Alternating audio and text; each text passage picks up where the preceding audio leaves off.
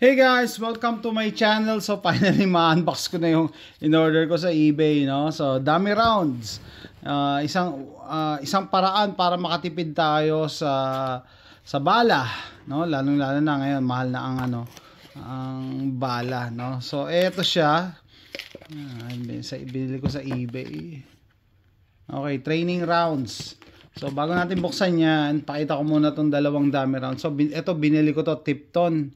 I think 14 years ago. Buhay pa rin, no? Pero mahal kasi ito no? And then ito naman yung laser. Maya pakita natin paano gumana. Pag tinatamaan ng firing pin yung puwet, na-activate yung laser. Ayan. So maganda ring training, no? Pero sabi ko kailangan ko na maraming bala for reload, for tactical scenarios or pagra-rack. So mahal kasi kung bibili ako ng madaming ganito. Kaya sabi ko, tumingin ako sa eBay, nagulat ako, may mga nagbebenta na pala ng ganito, no? Yan. Gulat ako may nagbebenta na. By the way, feature natin, ito isa sa mga special na pistol ko, no? Yung TSAS PX9, I think, I forgot kung Gen 1 to o Gen 2. Parang Gen 2 yata to. Tagal ko na rin hindi na ipuputok. Pero naiputok ko na yan. Parehas siya ng Springfield XD. Sa Pilipinas naman, ano nga yung Springfield XD sa inyo? High standard ba yun? Kalimutan ko na. Sandali This is about the bala kasi. The dummy rounds. Hindi about the gun. Nagulat ako. May mga ganito pala. So, kung meron kayong kilalang nagre-reload, pwede kayo magpa-reload. Pero, iwasan yung bumili or magpa-reload or magpagawa ng dummy round na kaparehas ng actual na bala. Okay? Kaya pinili ko yung pink. Pink talaga yung pinili ko, no? Iwasan nyo. Asan may mga bala ko? Ito. Para pag hindi nyo namalayan na halo, no? Hindi kayo magkakamali. Diba?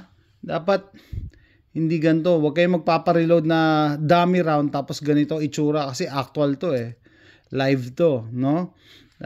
Delikado yan. Bakit? In life and death situation, baka maikarga nyo yung dummy round.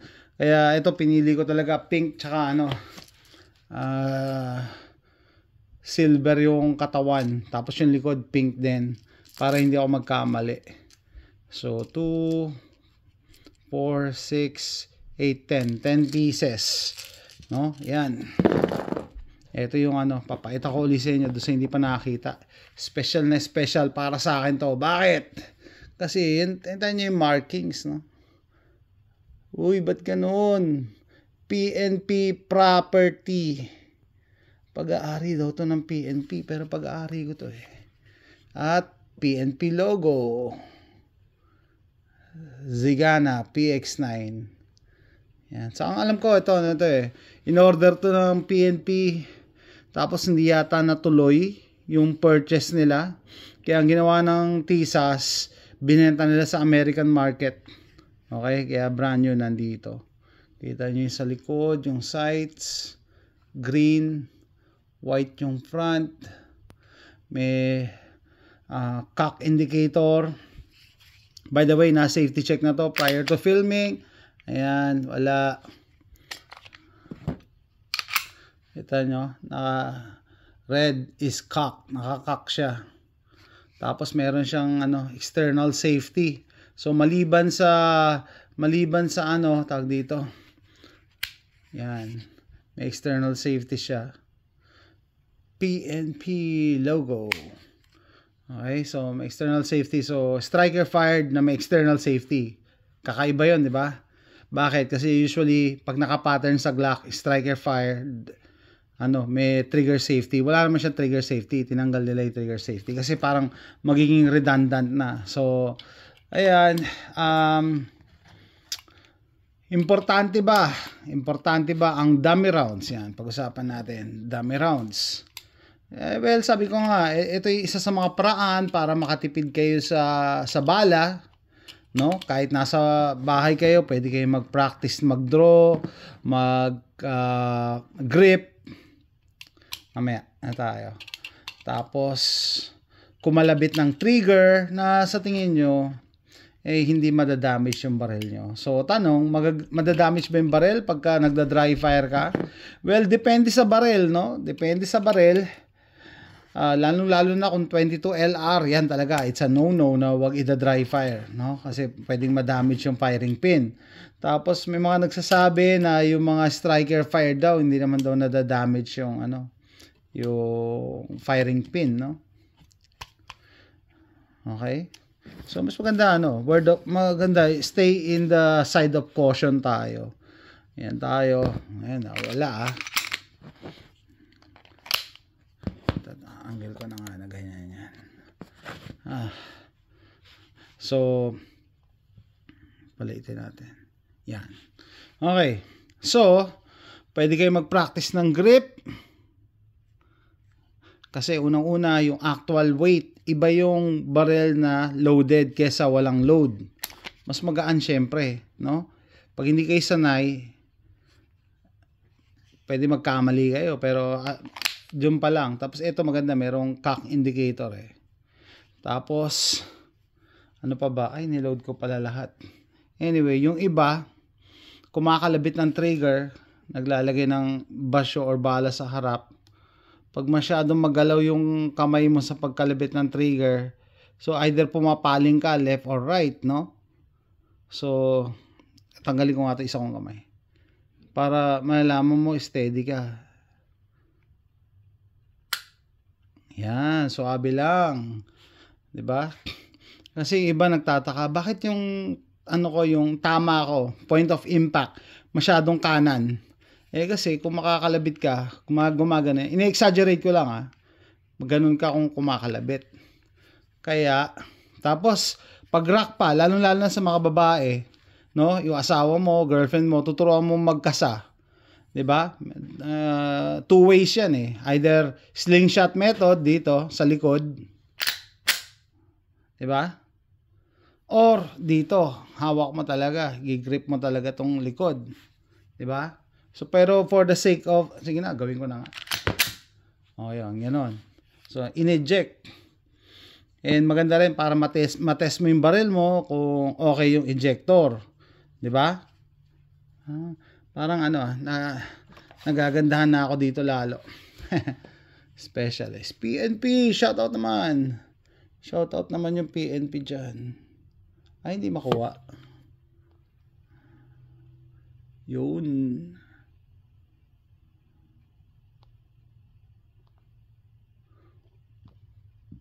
Ayan Tapos, ano pa, yun nga pwede kayo mag-draw, tapos rock, boom, draw, boom. Lambot ng trigger nito Ganda. Diba? So, there are other ways. Yan, loaded. Ang lambot nito Yeah, suabe. Suabe. Okay. So, eto, kaya nga natuwa ako kasi hindi ko alam dati na may binibenta na pala mga ganito. Nag-reload lang sila tapos pinalitan lang nila yung yung tip. Ayan kita nyo may tama yung firing pin ko. Tumatama talaga siya So, ibig sabihin, matitest nyo na kung gumagana yung firing pin nyo. Diba? Matitest nyo. Anyway, ano pa ba? Ito naman yung laser, no?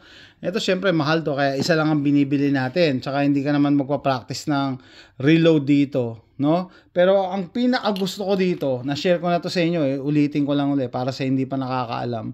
Pagka gumagamit kayo ng laser na na-activate lang pag tinatamaan yung puwet, maganda dyan yung Taurus. Taurus. Ay, hindi kasya sa magazine. Dapat i-ano natin. Ayan. Yan, empty, lagay natin. Dito sa Taurus ko naman to gustong-gusto gamitin. Bakit? Kasi ito pong Taurus ay may double strike capability. Ano ibig sabihin nun? Tingnan nyo, hindi ko na irarak yung slide kakalabitin ko lang. 'Di ba? Tapos kakalabitin ko ulit. Yan. And nga to para makita nyo. Kaya nagdala ako ng ano multiple lang na nakita nyo ba? Ayun. Na-activate niya yung laser. Patayin ko nga yung ilaw. No? Patayin ko yung ilaw. Yan. Para ma-appreciate nyo yung laser. Yan. Yan ang tinatawag na double strike na capability. Yung Taurus GX4 walang ganyan Taurus Millennium G2 meron.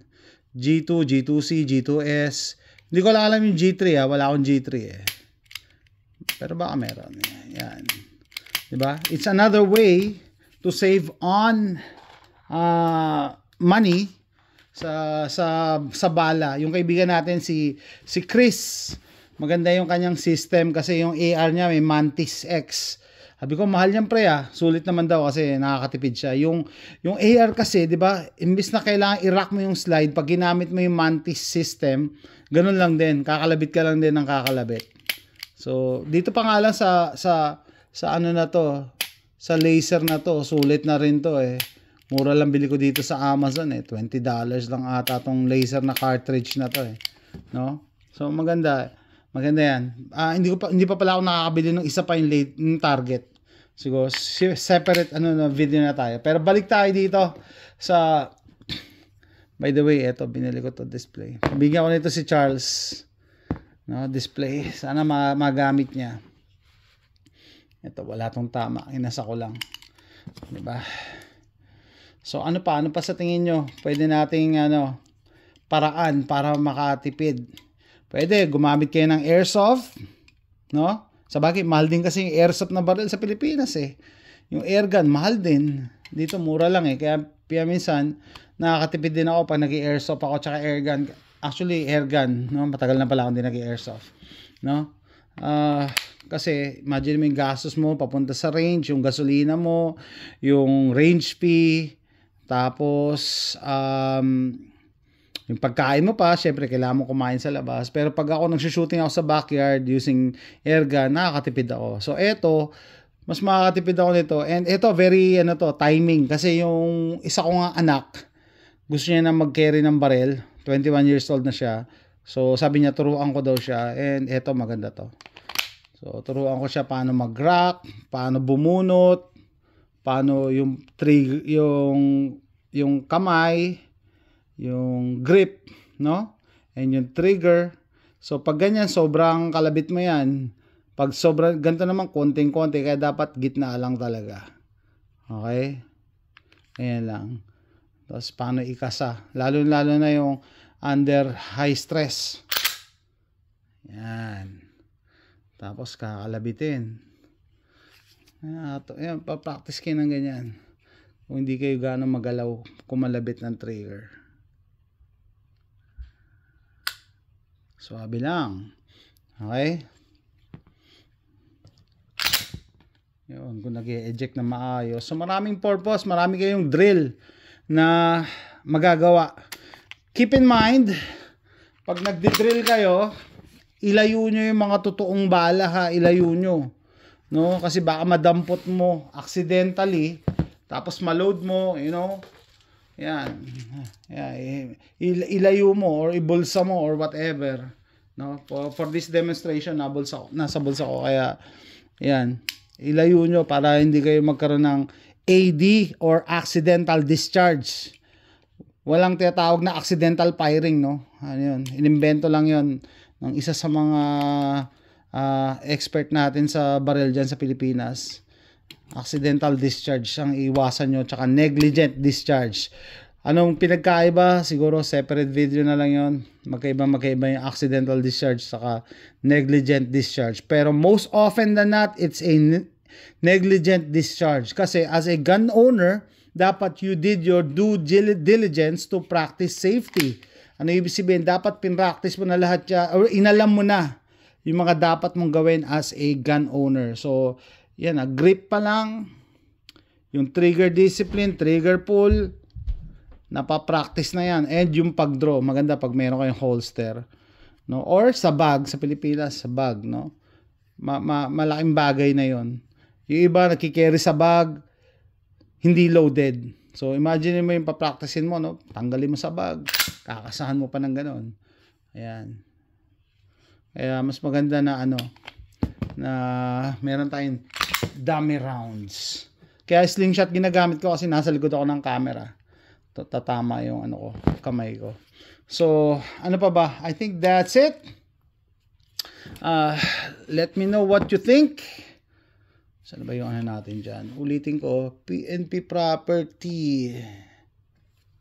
Para naman, Tisas.